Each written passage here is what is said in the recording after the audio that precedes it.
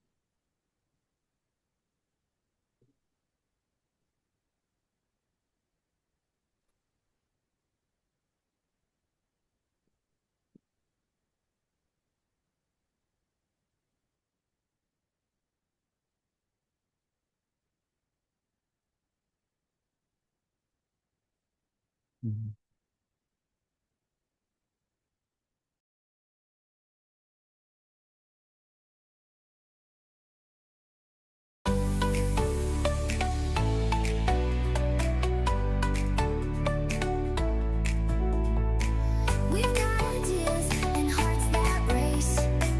We build with purpose, we build with pace. From dreams to pitch, we're taking flight. ImpactSEA is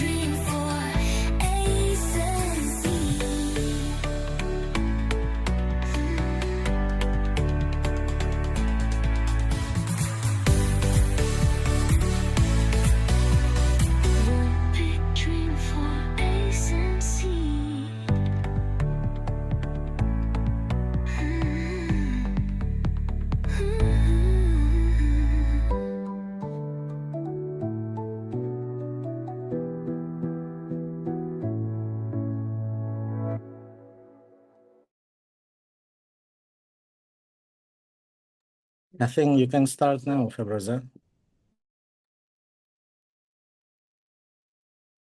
Okay. So can you hear me? Hello?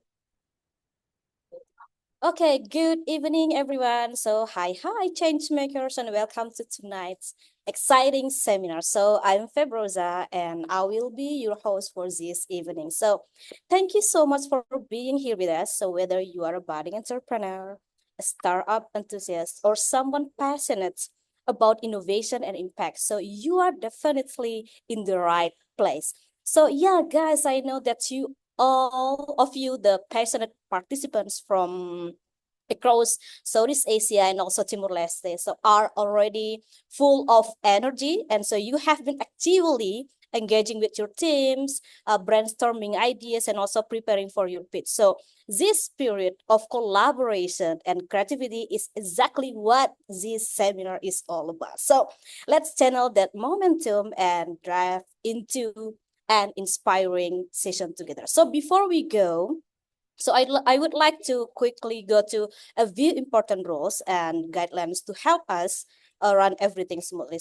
So the first, like this season will be recorded for documentation, and also please stay mute during the speaker presentation and to minimize background noise. So if you have a question during the talk, so feel free to drop them on the chat box, and don't forget rename them from a country and then underscore your name. For example, Indonesia underscore February. So we encourage you to turn on your camera if your connection allows. So it helps create a more engaging and interactive space where we can connect. So yeah, finally, let's show respect and attention to our speaker by staying focused, avoiding distraction, and participating actively when the time comes. So now let's get ready to dive into an exciting and insightful session with Professor Willem Smit, a lead faculty for entrepreneurship at Fulbright University, Vietnam in Ho Chi Minh City. So Willem, specialist in entrepreneurial and strategic decision making with a particular focus on digitalization and internationalization. So his extensive experience in research and teaching will provide valuable insight into scaling startup from local to global stage. So now, without further, please join me in welcoming our speaker, Willem Smit. The time is yours. Okay, Thank Willem. you. Thank you, Ibu, Fabroza. Hello, everyone. Thank you so much. It's really a great honor and a super pleasure to be here with you. I'm excited because of all the people you gathered and the initiatives you have started and are undertaking. It is super to be part of this. It is you introduced me. I am indeed at Ho Chi Minh City. This is also where we Fabroza, where Rival, where Gracia, also we all met here at the Waisili Academy at Fulbright. I'm actually now giving this webinar from the hotel where we have just concluded another one of our seminars. We met in 2022 on the seminar of Born Globals, and so it's really great to actually give this talk on scaling your startup globally. I think very fitting, and also I have I'll use, as you will see, the material we co-created in that seminar, in our Waisili Academy seminar. So I developed a couple of slides that I'd like to share and invite for discussion. Is that all right? Yeah. Okay. And then I will. Oh yeah, let me see. I'll start the presentation. Let me see here. Yeah. So can you see my slides? Let me see. Not Yeah. yet. Yeah. Okay. Yeah, you can see them. Yep. All right, fantastic. All right. So, scaling your startup globally. So, lessons from the YC Academy at Fulbright. And so, I would like to kind of share an agenda on why go international. That is, I think, a good reason, a good way to start. Why we actually are asking us this question. So. I start with where global brands regularly come from, or kind of in the pattern come from. How do brands internationalize, or firms internationalize? And then particularly on expanding from an emerging market situation. And I'll talk actually about some recent research about Vietnamese brands going global. Then we reflect on some strategic decisions, and then what it actually then takes to not be a big firm, but a startup firm to internationalize from the start. Yeah. So I'd like to start with a question to you, actually. And then we could use the chat for this, I think. And let me see, where is the chat here? In your view, which brands are stronger? Is it global brands or local brands?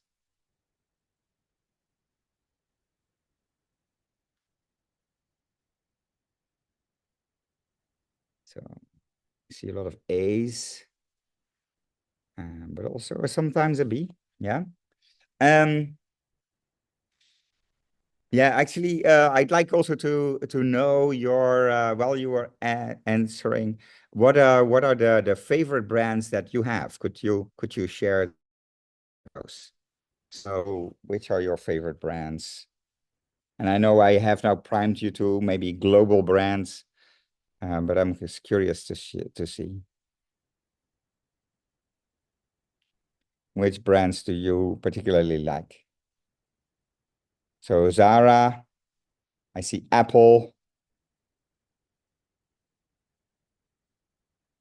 See Uniqlo, Grab. Okay, yeah, nice examples.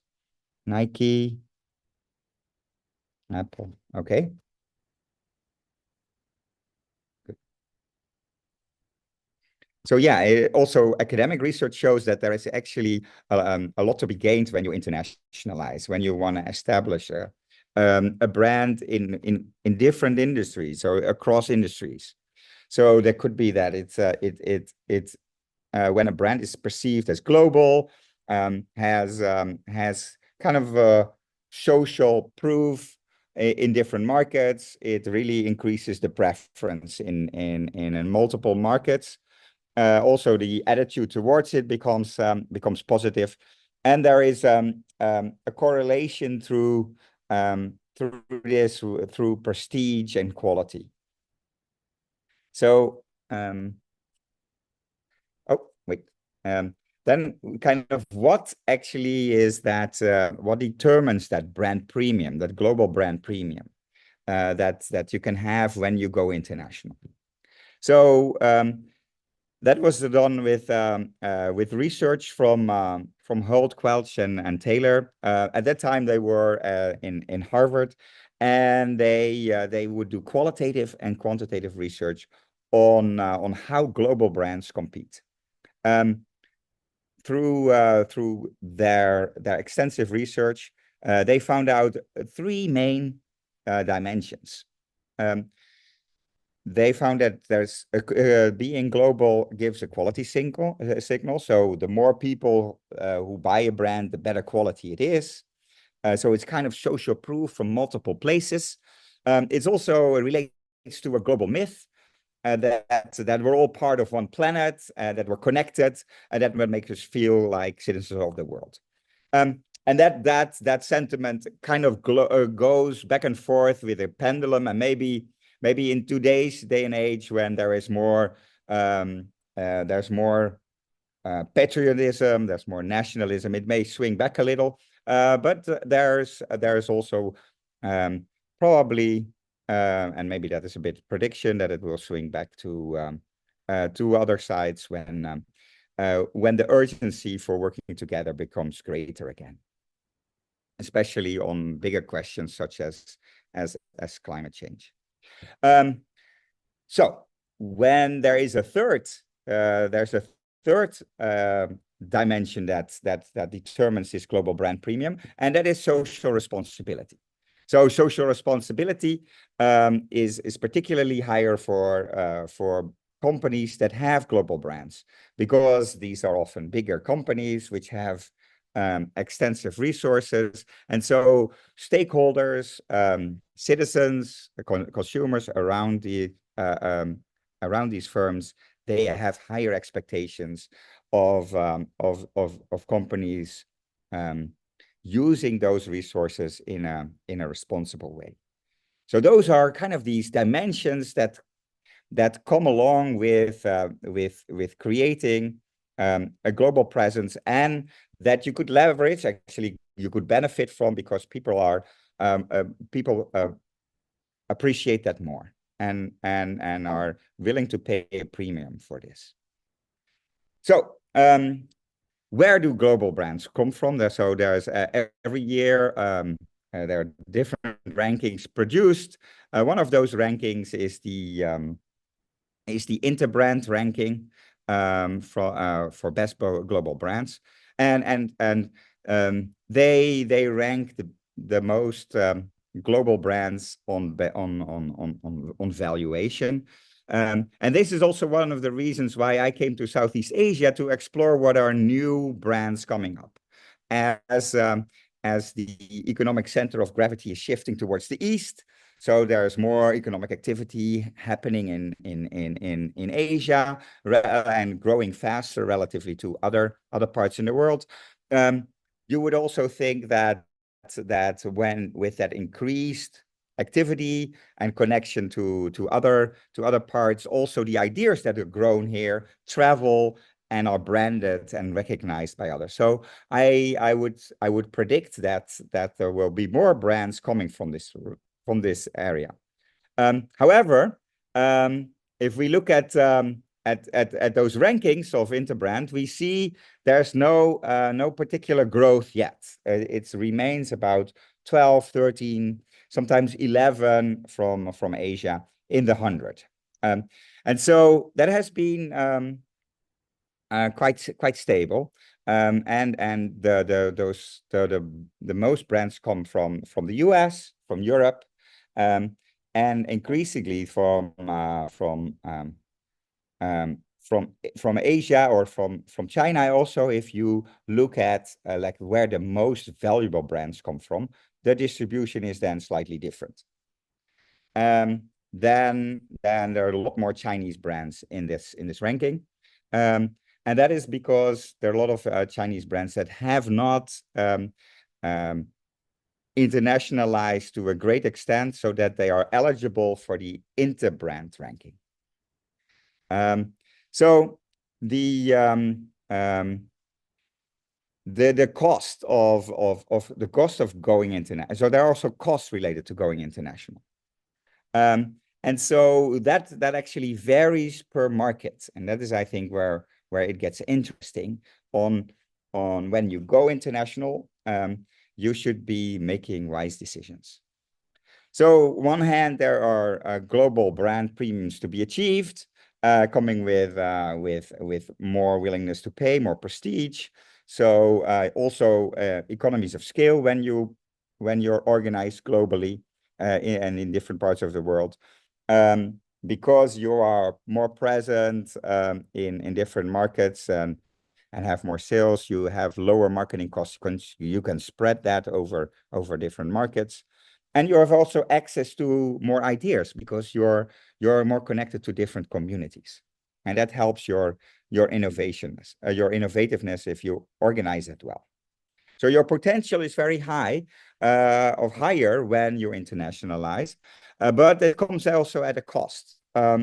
Not every market is receptive to international brands or global brands, and that The markets that have relatively high global brand premium prospects, those you probably will go to first. Those markets where you would where the global brand premium is not that high, where they're more nationalistic, and you need to do more adaptations, you probably will not go. But so there is this trade-off where the costs are high, but the premiums are also high. So what would you do there? Because in some markets they have totally different needs than the original market proposition. You need to adapt. They also may respond differently to your campaigns, and there could be a very different institutional environment than the home market. So it is very much relatively to what happens in the home market. And that is that is where a lot of where international business scholars would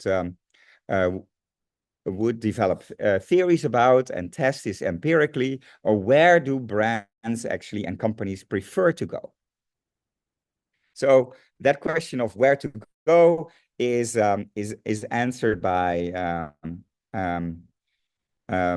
research on by research started mainly in Sweden at the University of Uppsala, and resulted in the Uppsala internationalization theory, which goes more or less as follows: that a Canadian firm, here an example, the most likely markets to internationalize to is the US. It has a lot of prestige. So if US Canadian brands are also successful in the US, that will actually give you a lot of global brand premium. It is also probably that the local adaptation costs are lower because of the similarity. It's close by and it is relatively similar to the American market.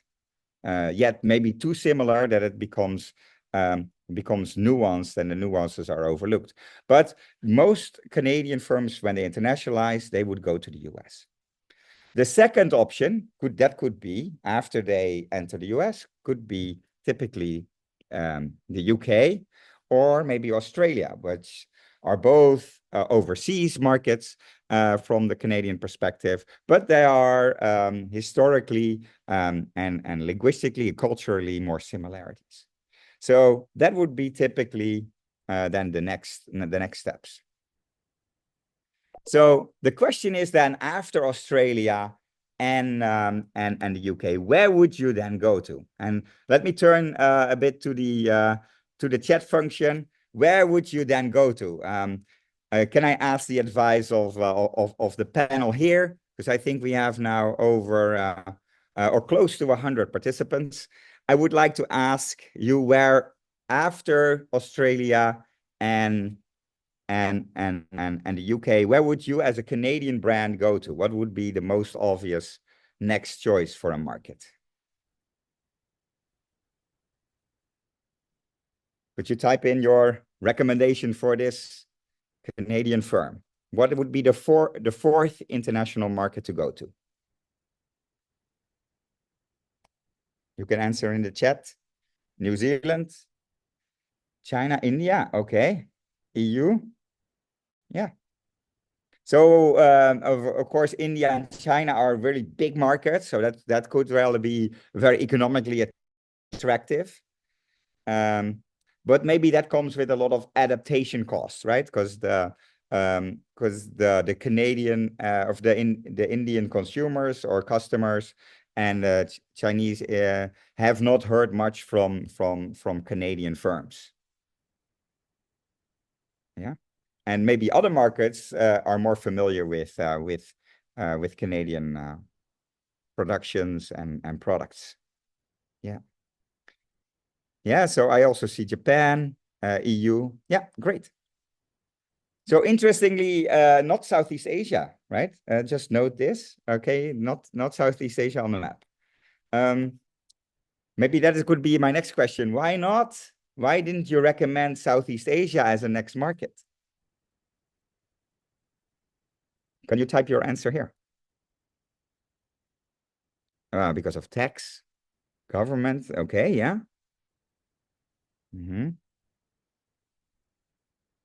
Cultural factors, yeah. distribution costs. Yeah. But if you set up factories maybe in Indonesia and transfer knowledge, set up your production place, your distribution channels, you could lower those costs, right? But it could be a big investments. Yeah. It's not just export. Yeah, so buying power, maybe it is, but there's a growing middle class, really rapidly growing, and probably the middle class in Southeast Asia is much bigger than the Canadian market, which is about maybe 40 million. Okay, great. Thank you for those comments.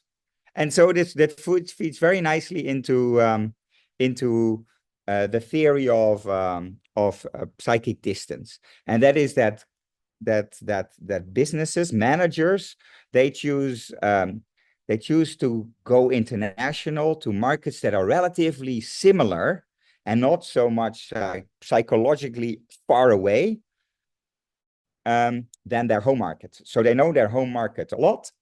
And theory is that you hear in your home market much more about similar countries, so that will be first more top of mind, would be in your consideration to internationalize to, but also it has that feeling of familiarity. So when you are in Malaysia, you hear much more about Indonesia than you are in Canada, than you hear about Indonesia. And probably in Canada, you hear much more about the US than you hear in Indonesia, right? So it is this psychic distance that very much determines where countries companies internationalize to. So there are, of course, these failures of firms that internationalize into dissimilar markets and then overlook the differences from their home market. So that could be related to language. So when Estee Lauder imported their country mist perfume into Germany, they kind of overlooked that mist actually means manure, so cow poop, which is not a very positive association for a personal care brand like this.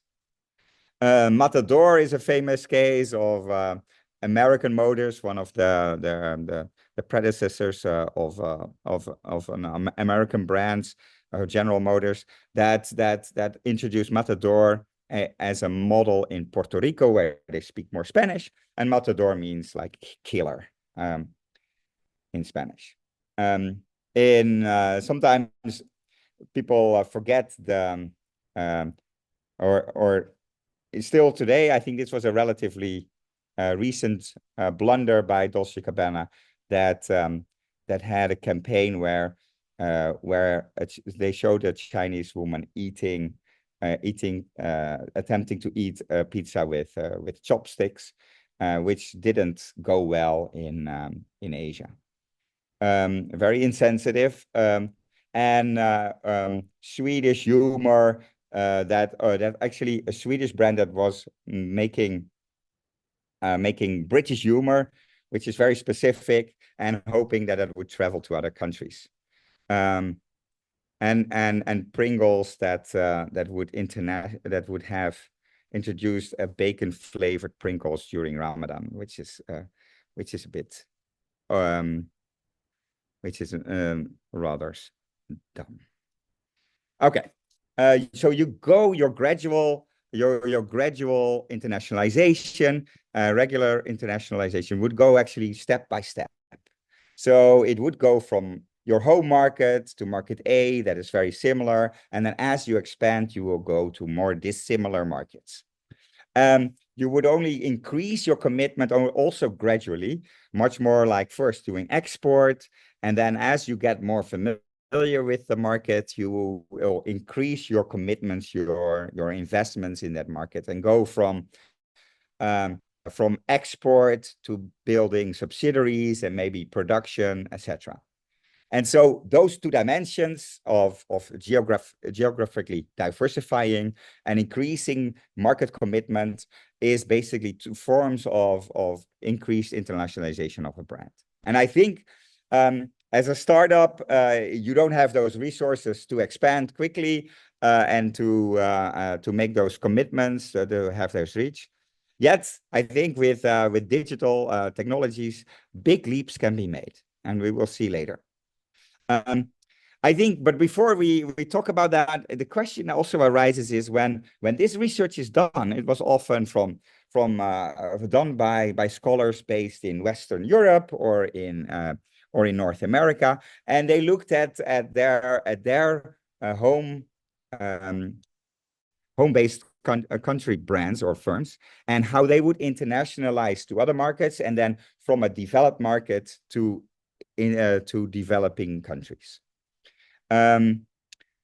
Eventually.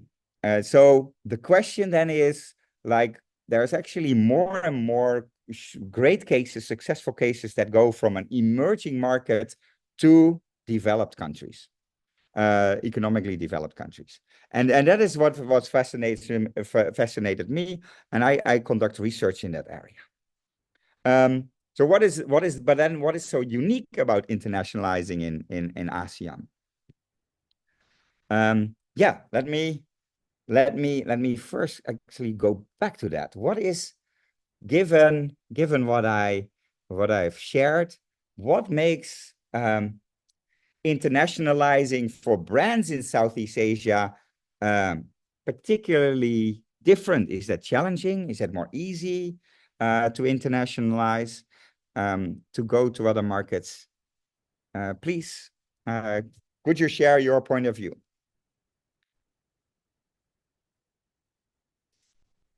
Fragmented region, yeah. Great, Erica. Good point. Yeah, it's compared to the EU, still NAFTA or what is left of it, and the Latin American economies. They are relatively similar, and in Southeast Asia, yeah, on multiple of those dimensions that I mentioned, is very different. Yeah. Could you share more? Let me see. Other people? Reasons what makes it so different to internationalize in Southeast Asia, in ASEAN? Consumerism culture. Mm-hmm. So if there's consumerism everywhere, it is kind of more similar, that would actually help, right? Is that what you mean? Now, Val?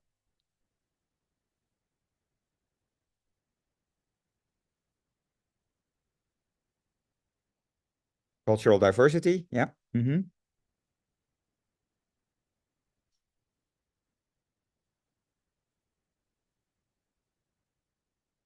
Yeah, it is actually a very big market. Yeah, so that's on the positive side. Very good point, Erica. Regularity, complexity, and there's a lot of non-tariff barriers maybe between the countries. Yep.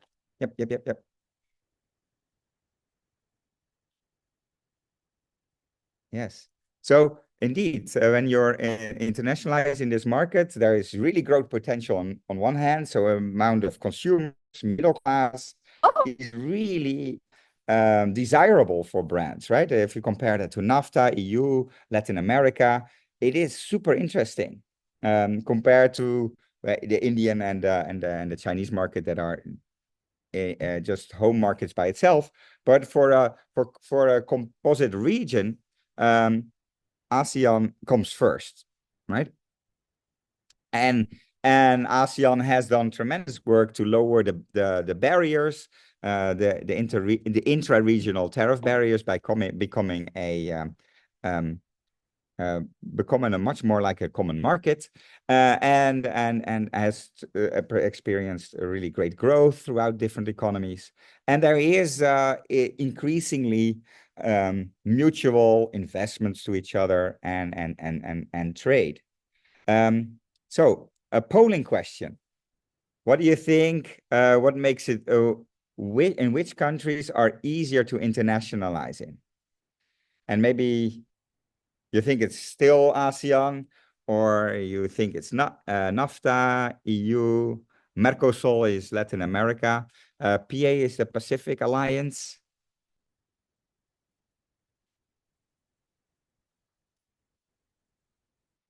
Let me see. There's can you say in the chat? Okay, A. Yeah. B. Okay. All right. Yeah. So if I would use these dimensions that I mentioned earlier of language, religion, industrial development, education level, and political systems, then you see that ASEAN actually scores really high on the level of differences, so on the dissimilarity score. So there are a lot of different languages. Maybe in the EU there are more different languages, but the religions are relatively similar. Catholic and Protestantism taken together, or not going to not being religious at all. And so there is a very similar political system. So that's why the negative for the EU. And so ASEAN scores really high on those different dimensions. And so the EU would be that if you look at those scores and assume an equal weightage, then across those languages, then EU would be kind of easier. Or though the Mercosur is actually even lower, so on those dimensions. But then as you see that there's maybe traditional differences, there are forces of the market homogenization going on, and maybe in ASEAN, most markets are getting digitalized, interconnected. You see that e-commerce booms, and you see actually that there's maybe more homogeneous across markets, but increasingly there is maybe an increase in heterogeneity and differences within the markets. I studied which are the upcoming brands that take advantage of this growing homogenization across markets in ASEAN. I did 2 studies. One is actually using social media data and looking at which brands are really strong and have a good following on different platforms such as Facebook, Twitter, and YouTube. And then you see this very how do you say, power rank distributions, that there's very few that have super high following, and then it cascades down quickly, and that's quite interesting. And then when I look at those distributions, I look at, okay, which are the brands that come back in these high ranked score, in these high ranked parts. On the left side of the graph, much more, and 75% brands come back in more than 5 countries in ASEAN. There are the typical ones that are in those rankings that I mentioned earlier, those inter-brand rankings, or the ranking of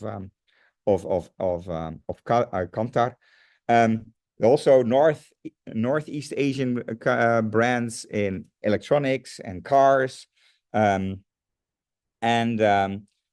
then there are truly digital, often digital born, or digital native, I should say, ASEAN born brands that also are recognized outside of their home market really well.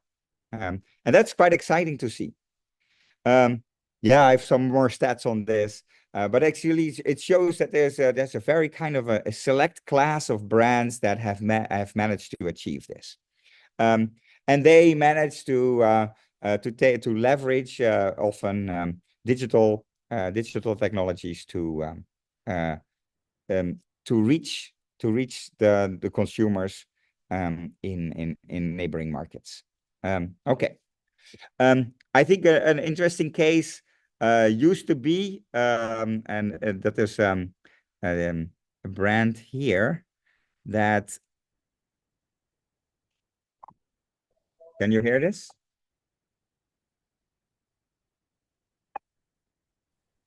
Which went international from Indonesia.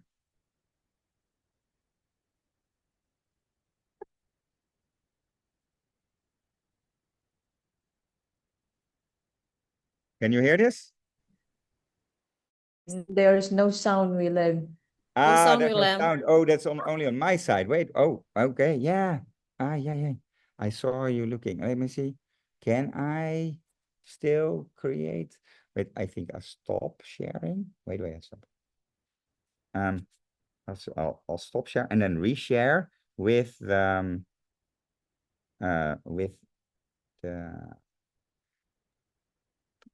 With the audio tune in. audio. Yes, exactly. Yep. Yes. And here we are. We're back on track. Good. So, and this was Okay.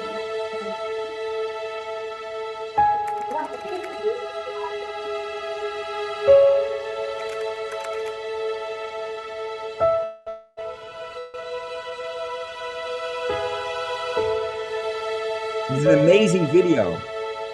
And so it's about Gojek that Ketika saya sudah join di Gojek, adanya perubahan dari segi ekonomi, saya bisa menghidupi dan mencukupi semua kebutuhan saya dan anak-anak saya. Kita bebas, mau keluar jam berapa, mau pulang jam berapa.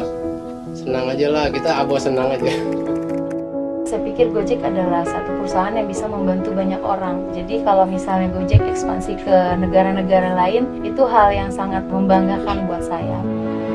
Setelah sekian banyak benefit yang saya terima dari Gojek, dan kali ini saya diajak sama Gojek untuk ke Vietnam, nggak percaya. Saya nggak pernah tahu saya mau dapat ini. Kenapa saya dapat begini? Mungkin karena dari awal mungkin bertahan.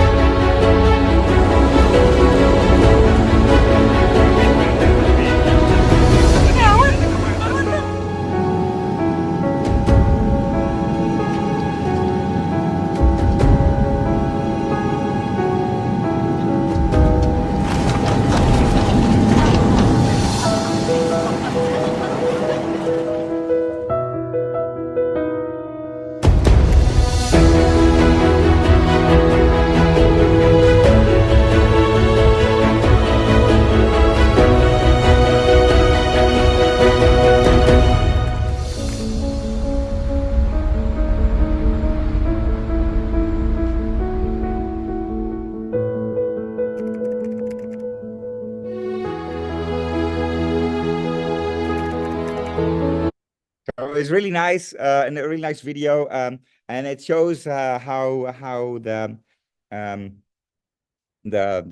Indonesian company starts working together with Goviet that gets rebranded to later to Goviet Gojek Gojek Vietnam, and it's really great to see how this brand grows and became the second share riding brand here, until a homegrown brand came up, and really put a lot of money behind it to become the second brand, and that is VinFast. And I understand now that actually VinFast is in Jakarta, right? I think Gojek had to depart because as a third player, it's difficult to have enough scale for a platform like this. And so now it's interesting to see that VinFast is into, and that is also maybe because it is actually a relationship and a tie between the countries that is very relatively similar compared to other country pairs in Southeast Asia. So that is maybe why also VinFast chose Indonesia over other countries. And that could have been to do with those similarities on the different dimensions, right? On values, maybe not on religion, but on values, on family values that are very similar. And language is different anyway. So languages is not comparable with any other Southeast Asian country.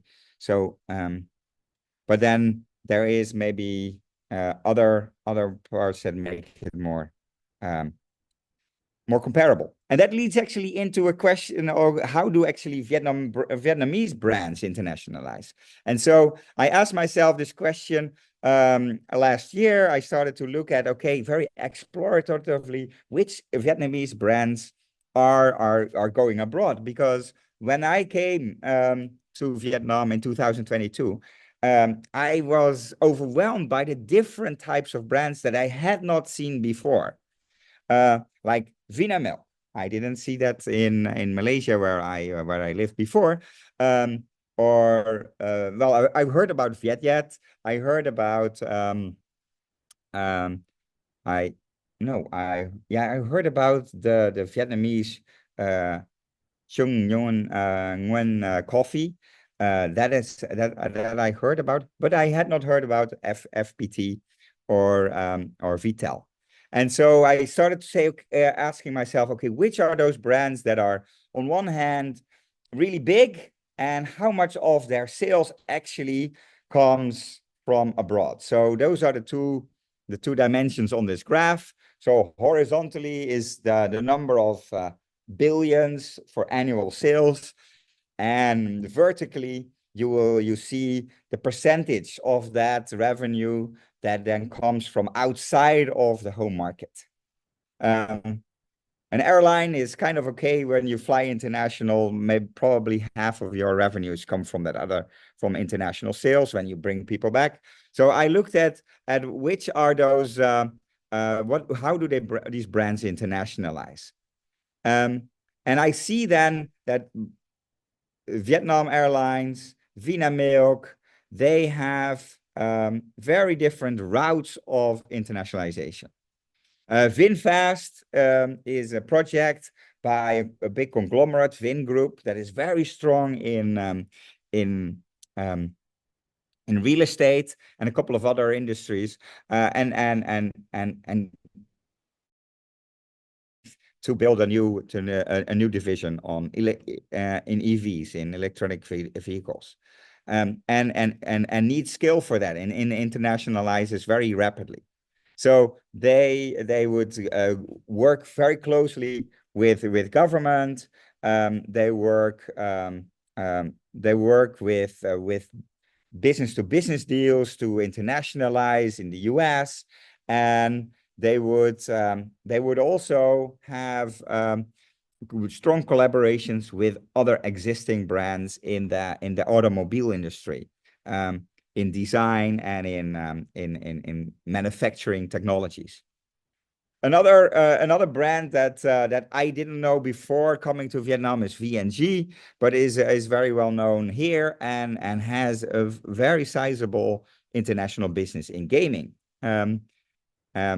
They use other routes of internationalization, and so also related to using or kind of leveraging the diaspora, the Vietnamese diaspora in different countries. So then I'll go through to Trung Nguyen coffee, which is the Vietnamese coffee that is that really builds a brand more about connecting coffee to meditation as a way of life. So which is very is seeking a very premium position to ask for a premium price, and they are very successful at home and are now building or advertising this, evangelizing this mission abroad, and now particularly in China they are doing a boost on this level. It's very fascinating to see. I recommend when you come to Vietnam or in China, go to their stores. It's very impressive.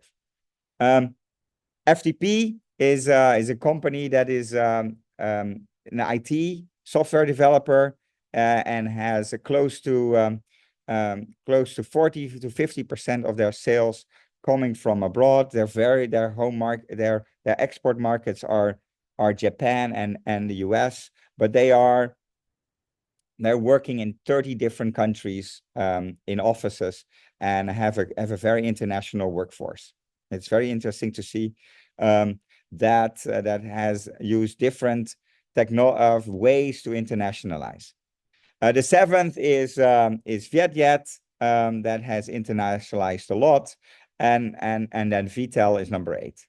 And so interesting to see is that when you compare these brands, they had different speeds of internationalization, but they also use different ways to internationalize. And I make here a reference to a book called Brand Breakout. That is how emerging market firms go to different markets, so to developed nations. And the authors are Jan Benedict Steenkamp and Nirmalya Kumar, who qualitatively looked at, okay, how do these very famous brands kind of break out of their home markets in emerging markets? How do they internationalize? And then one route they find is the Asian tortoise, which is a way that you slowly but surely build on making a good product. For a product first, making it premium, and working hard step by step incrementally to make it into a very a strong international standard.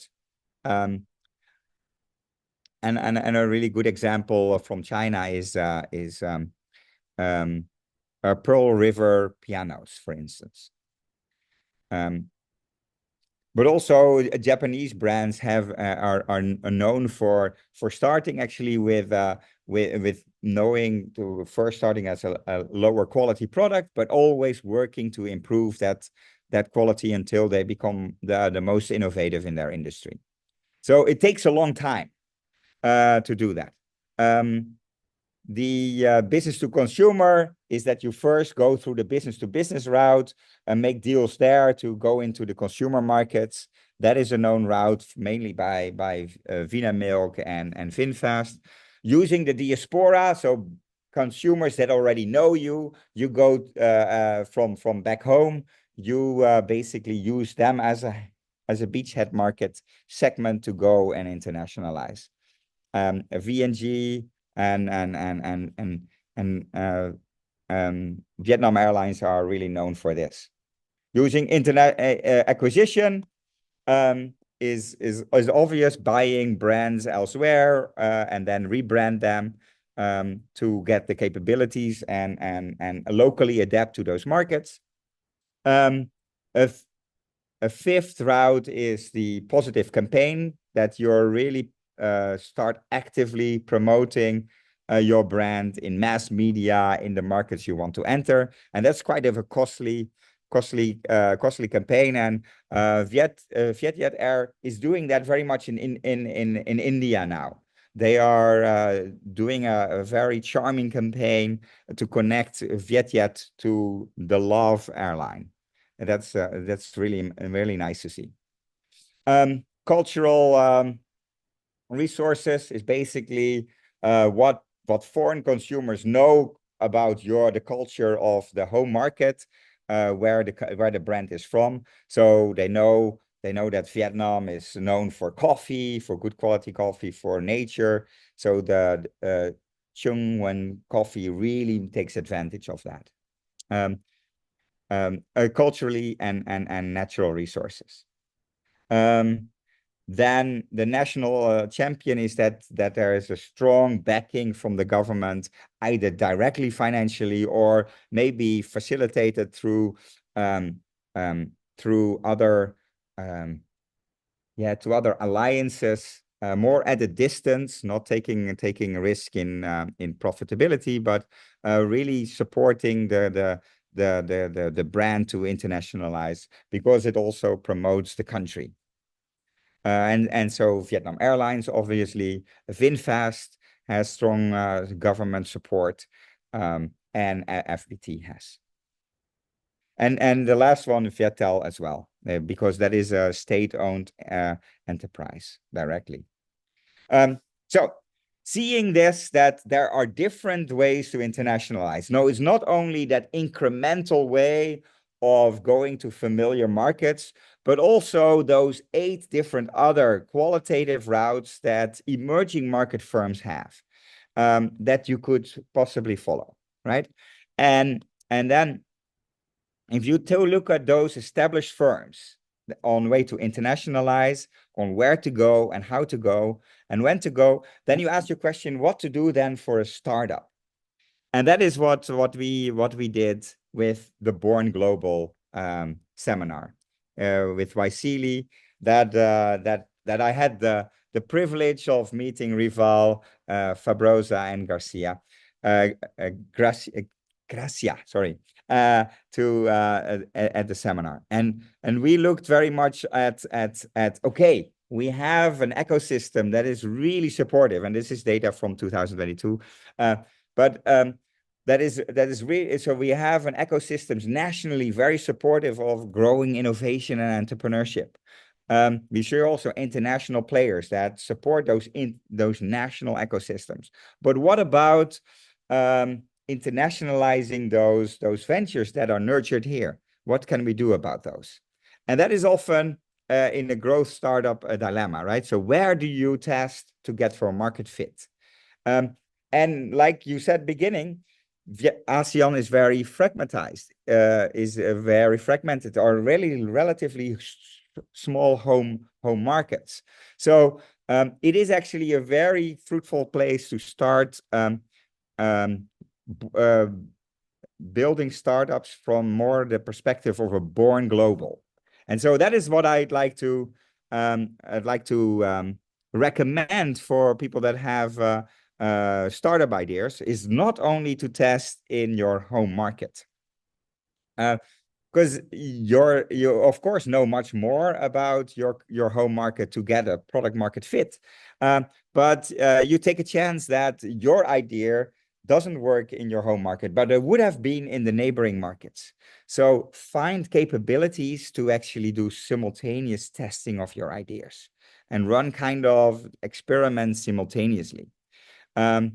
Because finding a market fit is risky, but when it does, it can really skyrocket. And we see really great examples of born globals that have reached a sales volume of at least 25% within the 3 years of the inception, and would actually use resources and organize themselves differently from these traditional established firms. And that is what we set out to practice and learn from in the Waisili Academy in 2022.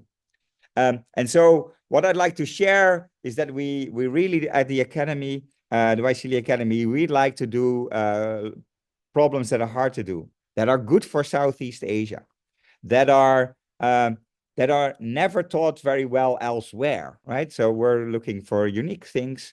We want to be relevant, we want to be ambitious, and we want to be innovative. And so what we did in 2022, we designed a program that focused like, okay, when you have when you start a startup, think about the global perspective. Your core team, your can be local, but make sure you have perspectives from outside, close alliances outside.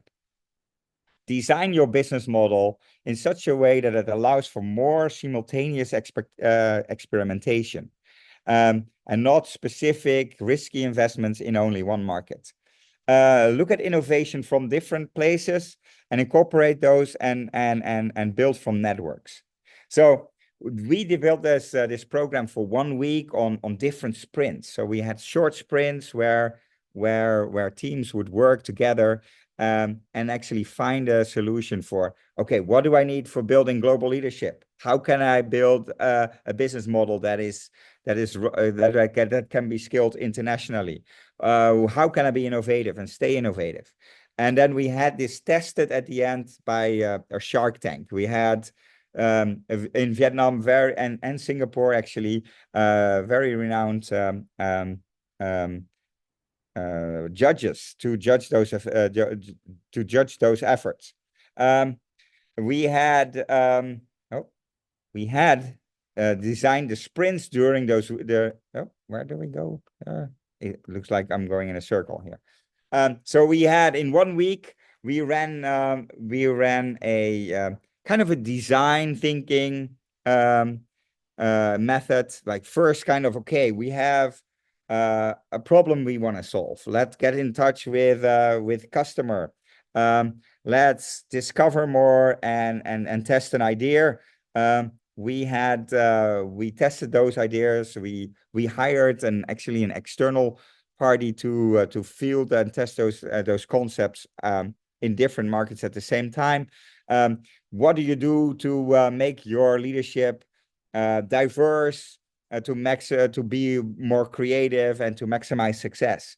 What do we do to prototype UX, to build a business model that is based on a network that creates value? And how do we measure actually this our success globally, internationally? And then we started with internationalizing, okay, which countries can we support? And then we reflected onto, okay, which are the ones that are more similar or dissimilar? And so I thought it was a really great seminar with I think a unique curriculum where we developed these capabilities. And I think we were really successful because out of this came the ImpactSEA. And thank you so much. I think it was really awesome that I could be part of this and give this webinar. Any questions? I'll stop sharing now. Okay. Yeah. So yeah, thank you so much, Willem, for that insightful presentation. So now we would like to open the floor for questions. So before participants will ask the question, I think start from my question first on the Q&A box. Okay. Yeah. Okay. Can you see my question?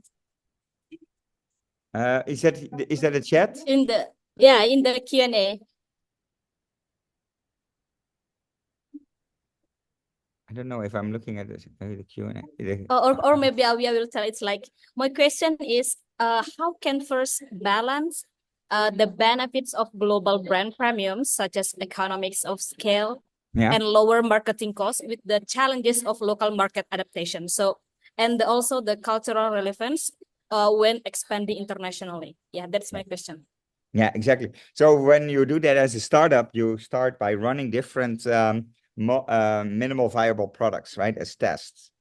And then you actually bring in the learnings. You actually not only adapt to international markets, but you also bring in the learning from what works in your home market. You basically, when you are globally starting globally from the very beginning, you don't have a division, what is your home and what is your foreign markets. You work on different kind of to see where you get market fit and where you get the first traction. That's where you channel your first investments in.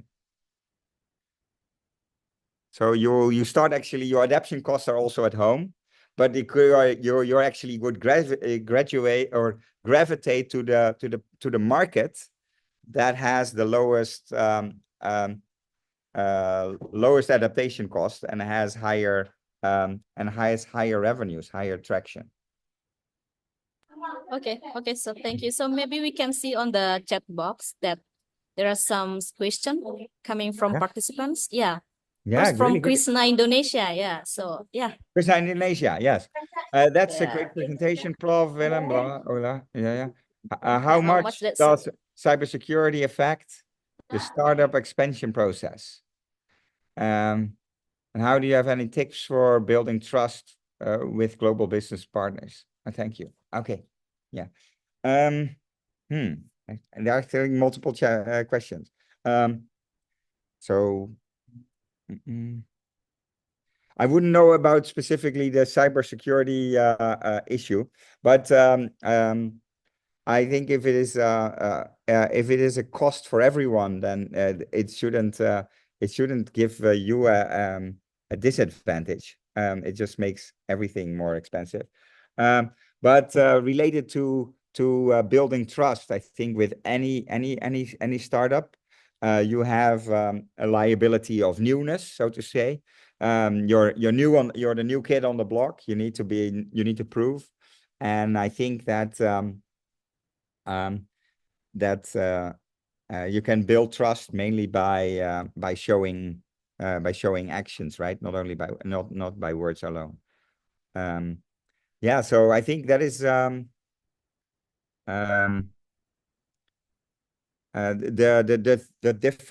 different routes, I think, would give you answers that would apply to you. I think more broadly about how to internationalize using those different 8 routes from an emerging market firm. So is that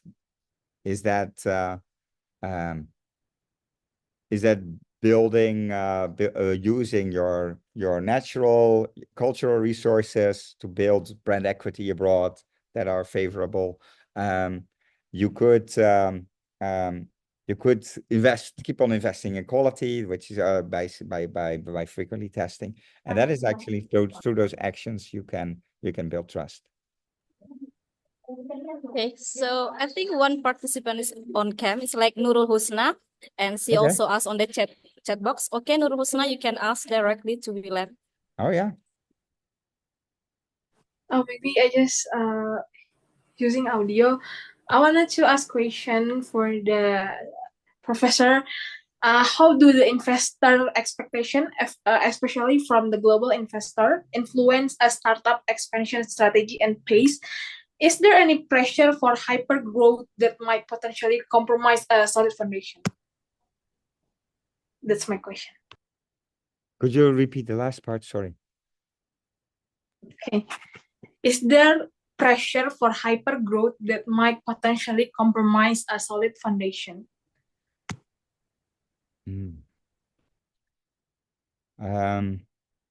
So I think that investors are often they invest in a team rather than an idea, and a team that can learn, right? That's often what they say. There is also a lot of heterogeneity among investors. So some investors look at different things than others, and I think it is a lot with has to do with the traction you can show, right? So I recommend using the lean startup method to show the viability of your idea, and I think then those results could convince investors. But actually, I would not so much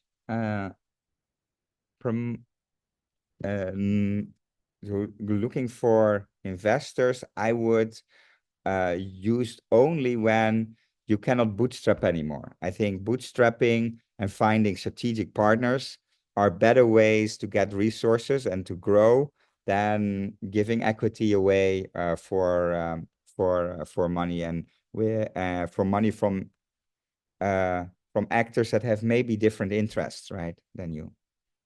Ultimately, being an entrepreneur is freedom, right? So do you want to give that away? Okay. Yeah. Yeah. Thank you, Professor. Okay, so next question coming from Yuda Situmorang from Indonesia. So yeah, please Yuda. All right, thank you so much, Febroza, for the opportunity, and thank you for the insightful discussion tonight, Willem. My question is basically, what is the next step after we analyze the market? Let's say I choose to internalizing my brand to another country. What is the next step that we can do? Is it like directly create the social media, or we need to do the documentation first, the registration of the company? Yeah. I think I'm not clear about it because in my case, I have a plan to open in another country. I built a startup in education. I tried to Yeah. apply this startup to another country because it's very similar about the problem that I want to solve by this startup. Yes.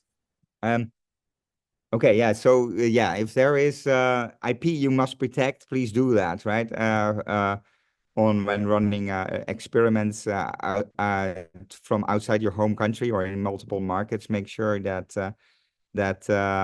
you don't take that risk, lose the ownership on your brand, right?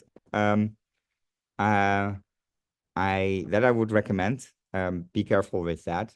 On asking the next phase, I think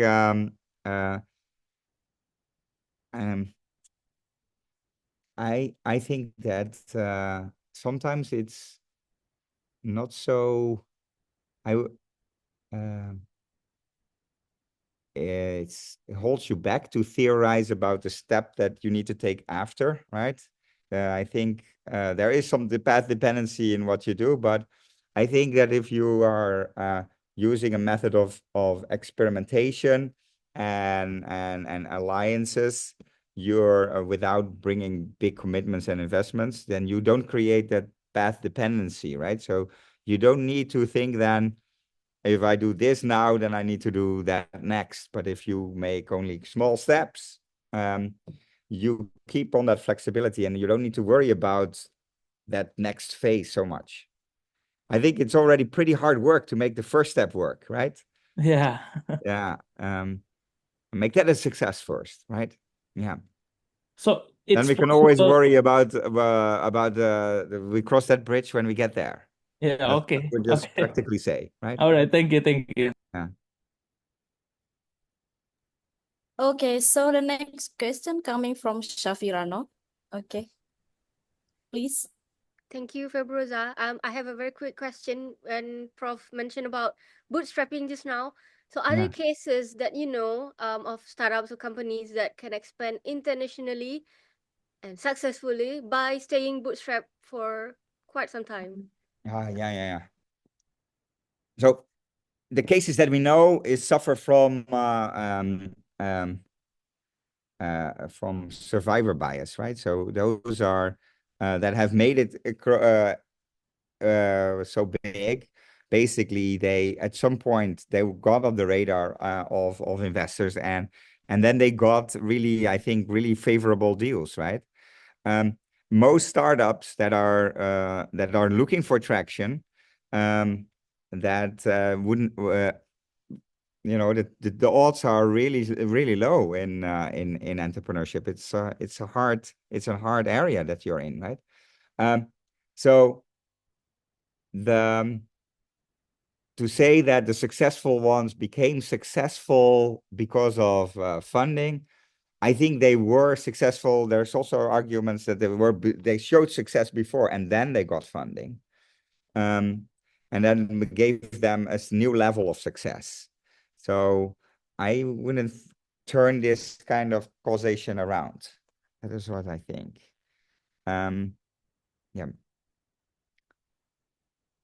Yeah. Okay, Safira. Okay, so yeah, the next question is coming from Rizky, Indonesia. Please, camera on, Rizky. Really great. Rizky. Really great. Yeah. Rizky, Risky. are you there? Hello. Yes. Okay. Thank you for your insight, sir. I have a question. Yeah. First question, in your experience, what's the trickiest part about expanding to Asian countries? And has there ever been a strategy that worked great locally but didn't perform as expected in another Asian country? And how did you handle that? Thank you. Oh, so I'm a researcher, an academic. I have very little first-hand experience in entrepreneurship myself. Although I'm working now for my university now on a venture that could be seen as an entrepreneurial venture, and I also use a lot of bootstrapping in that way, because I wouldn't get funding from my finance department. I basically do also a lot of self-funding because it's a hassle to go through their cost declaration procedures. Otherwise, things wouldn't happen. But I will make sure that we actually get traction and show results, right? So it is actually looking for parties that want to co-create. And I think that in venturing, in call it bootstrapping, I think there's much to say about what we call effectuation. I will write it up in the chat. Effectuation principles. So the theory of effectuation is that you are working with a couple of principles that are also used by expert entrepreneurs. So expert entrepreneurs that recognize patterns, opportunities, but foremost kind of know how to create those opportunities. It's not so much that there is an objective truth out there that everybody can see and goes after this opportunity. It's very much dependent that your idea of the world, your qualities that you can bring to the table, or you can orchestrate and combine together, is uniquely yours, and it's very difficult to replicate identically by anybody else. But you, when you start from your means instead of setting taking the goals as a point of your departure, then you will follow one of the principles of expert entrepreneurs. Those effectuations. So means above goals. The other one is going to see partners, actually looking at outside firms, outside entities as farmers, or partners instead of competitors. So and that is maybe what big corporations often see, that they see that other firms, even outside of their industry, are a competitor, because if you are because consumers can only spend money once, they can only not only spend their money budget, but also their time budget once. So you could actually take a very broad perspective on competitors, and that is what corporations do. I think entrepreneurs, successful entrepreneurs, much more look on the bright side of these opportunities and see actually partners, other entities as potential partners instead of competitors.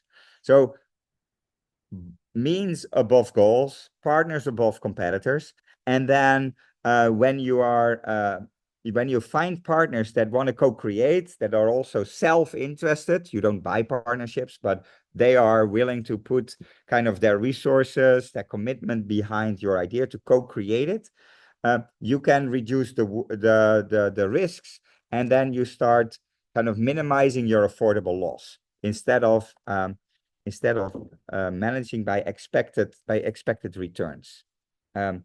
So in corporations, they choose strategies based on what is on the upside, the sales that they can get, the opportunity then they can reach with, and not so much on how to kind of work on how much they can afford to lose. And then what they can gain, what entrepreneurs can gain is secondary, but they manage really well their affordable loss. They will not go over that affordable loss. So that's another principle. That's the third principle. And then the fourth principle is leveraging contingencies. And that is instead of scenario thinking, etc. And that is maybe what the scenario thinking is, I think, too much like thinking ahead of the previous question. Is much more about, okay, let's see here and now, what are the opportunities? And okay, there's something that I didn't expect, but what does that tell me about how I can use this new information to create my venture? So it's a different attitude to unexpected surprises. Instead of trying to build different scenarios on how to act when in a worst case this happens or that. So those are the four principles I think are super helpful when you create your business. It is means starting for who you are, what you know, who you know, finding partners that co-create, and then managing the affordable loss. Don't take ridiculous investments, but work on managing the downside, what you could lose, and then take surprises really as a positive information. That is what expert entrepreneurs do. Okay. Okay, thank you, sir. Okay. This really inspiring. Yeah, look it up. So effectuation, Okay. ask ChatGPT to teach you everything about effectuation. It's really also for an academic like me, I also think about projects in this way. Yeah. Okay, so thank you, Willem. So I think we need a question from another country. So maybe we can ask from Brunei, Siti, Miss Salma. You can ask the Okay. question. Okay. Thank you. Selamat So, datang. question. Hello, Professor. We meet again. Hey, hello. My question. Let's say, imagine that I have a business and I have partners across ASEAN members, let's say from Vietnam and Malaysia. So our business is just a small startup helping the people with special needs and students with disabilities to be functional as as they can be in their daily lives. So my question would be, in a short term, what would be your advice? Would it be like possible to do it like localization or internationalization for the short term being, in order for our business to sustain and generate stable income? Yeah, thank you. Yeah. Okay. Yeah, thank you. Oh, there are a lot of layers in the question. Because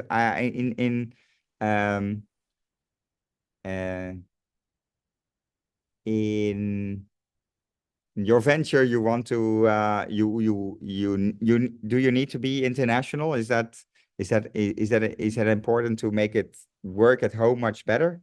Are there scalable advantages? Yes, but for the time being, we're just focusing on ASEAN first because we want to promote inclusivity and diversity. Okay. And this is yeah, so but outside of ASEAN, there's also a need for those things, right? Or not? Is it more of an from proximity that you would prefer staying in ASEAN?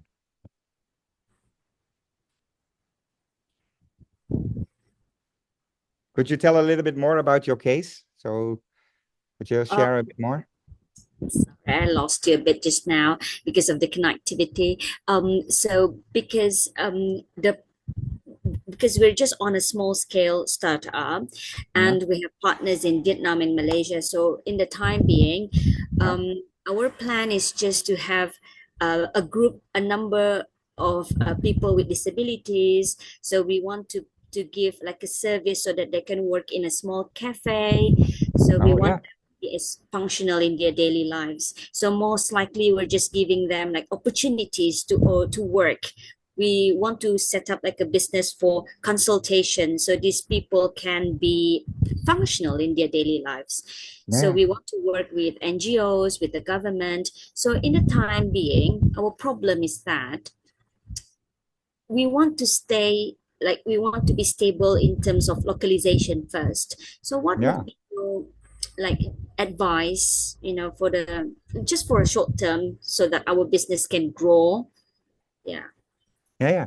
So I'm just thinking about what you could offer to those parties abroad, right? Is a unique IP that you have developed that helps them in servicing their particular mission? I'm not understanding the internationalization, right?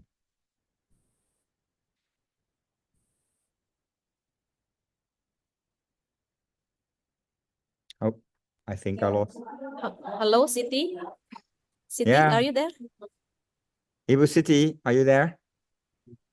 I think her internet connection is not that Yeah, stable. yeah. Siti? Oh, okay. Sorry, the connection, the bandwidth is really low. Mm. Sorry. It's been like we have rain in Brunei, so yeah, sorry. Oh no. Oh yeah. No, I was Oh, wondering what the local partners that you have in different countries benefit from allying with you, if they are also like you are supporting local needs, right? Or yeah. is there something about your solution that it benefits them? That is my. So what do they gain by teaming up with you? Because teaming up with each other also gives a lot of work, right? That takes away from the attention to your beneficiaries. Oh, yeah, Is thinking there about a learning that you exchange from each other? this is also because we want to promote like the use of digital so that with the use of AI, so these people, for example, in Vietnam, they can use this AI to help people with the special needs. So promoting some services to schools like Oh, that's amazing. Yeah. Mm-hmm. but this is And just like a planning first, like on an ideation stage. yeah. Okay. Yeah, and also in that ideation stage, it could be that there is opportunity to collaborate, right? So, because international connections also give you a diversity of ideas to advance more quicker on finding a creative solution. Yeah. Yeah, I wouldn't separate that building the international connections also in the kind of the pre-market phase. Yeah. Okay. Okay. Thank you, Siti. Thank you, Willem. Thank So you. maybe the next question coming from Myanmar, Kan Tao Oh, yeah. Kin. Okay. Kan Tao Kin, you can ask and on your camera. Hi, sir. Thank you for the insights. I'm from Myanmar with a background in textiles and fabrics. I've been working in this industry for 10 years, but I've recently ventured into the salt industry. So my question is, what should be my first step in taking this new business to the global market? And could you please recommend any country or good market opportunity for salt products, please? For salt, you say? Salt, yeah. Oh, wow. Yeah. Yeah, salt products. And so it is about it's about differentiation, right? So salt is generally a commodity, and it's about how to differentiate from offerings that are considered a commodity. And what is unique about your offering? Actually, our salt is inland salt, not from sea salt. It is from what? Inland salt. Inland salt. Yeah. I don't know what that is. Not from sea salt. It's comes from organic land. Oh wow. Yeah. Amazing. It's from our like famous city, ancient city. Yeah. Yeah. That's different from other salt. It's like I want my salt to become like pink Himalayan salt. Yeah. Yeah, exactly. Yeah. So That's you're what my vision. yeah. So you're and the pink Himalaya salt is indeed leveraging very much that those positive associations that people have with the Himalaya mountains, seeing that as very natural and pure, and the distinctive color that it is pink compared to the white salt. Yeah, so you're on the right track to think about how to differentiate, and I think that then finding different segments in other markets that appreciate those distinct different features and Yeah. want to pay for that, I think is really a good way to think about it. My salt is from like from ancient city. It's a UNESCO ancient city named Yeah. View. Yeah. Yeah. So that might be one of the attractions or something like that. Yeah, exactly. That's really great. Yeah. I like and also think about think about testing this kind of proposition in different markets to see if they in also not only how they react verbally, but also if you can that you see how they use it. Maybe you can ask people to record how they use it, and maybe that gives you inspiration. An example here in Vietnam, here they eat, and I found it interesting. They eat uh, salt with fruit. So it's a bit of guava or some other fruits. They dip in Yeah, salt. like the paste.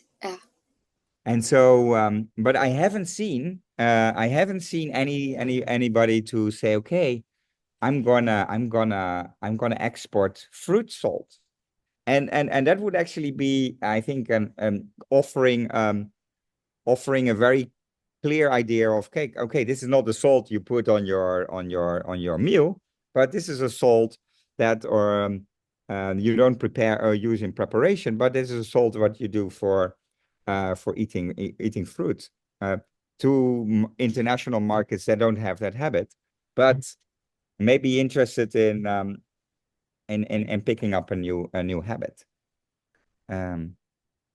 Yeah, I would actually start much more from not only looking at, okay, what are the new products characteristics, but also looking at the benefits that may give you. And doing that testing phase abroad, or see how people react, especially observe is a really good way to come up with creative ideas to mold your unique product to an international market. Thank you, sir. Yeah, really exciting. Yeah.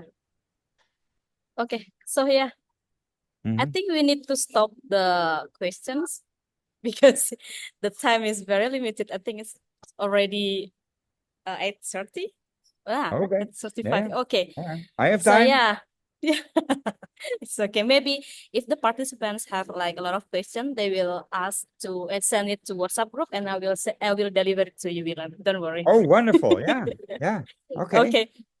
Yeah, so yeah, we had like incredible and good questions tonight from our participants across Southeast Asia and Timor-Leste. So thank you so much, Willem, for sharing your expertise and so inspiring us to think bigger and bolder about scaling startup from local to global. So, and to all our amazing participants, thank you for your enthusiasm and your question also and your energy through this session. So we hope today's seminar has sparked new ideas and motivation for your entrepreneurial journey. So before we close, I think we need to take a photo first. Yeah. Yes. I love Yeah. photos. Yeah. Please, we need to on the camera off for all the participants. Yeah, Yeah. that's Very good. good. Okay. Hello, everyone. Wow. And also the Okay. background. And I also see that Yeah. you have so many other speakers lined up. Yeah. Yeah. That's amazing. So maybe Mas Rival, you can get for this photo session. Okay. So I think please just wait for 10 seconds for everyone to open up their camera, please. Yeah. I Wow. think we should take a selfie together, guys, because Willem is real legend in ASEAN. You should find his LinkedIn, connect with him, and ask everything about your journey scaling your startup from local to global. Well, Yeah. actually, there's a lot of questions that hasn't been answered yet, but you can send the questions to WhatsApp group, and then we will send it to Willem, and Willem will be very happy to answer your question, guys. Okay, I think we start to take selfie right now. I will count on 3. This is for the page 1. Okay, in 3, 2, 1. All right. Okay, now for the page 2 in 3, 2, 1. Okay. Okay. Wonderful. Thank Wow. you so much. Okay, back to you, Febroza. Okay, so thank you so much, Mas Rival. So this is the time. So let's continue to support one another as change maker in Southeast Asia. So don't forget to stay connected, guys. So see you tomorrow for our next webinar at 2 p.m. with our friend also Chiho from Malaysia. So he is a CEO and Chiho is CEO and co-founder of Carbotech from Malaysia. So stay passionate, stay driven, and keep creating impact. So that's it. Bye-bye. Bye. Thanks, Willem. Thank you. Thank you, everyone. Okay, great. Thank you. Send me the link, the Zoom link for tomorrow. Yeah. Sure. Okay, Right. we will. Okay, bye-bye. Thank you, Willem. Thanks. Bye-bye. Bye.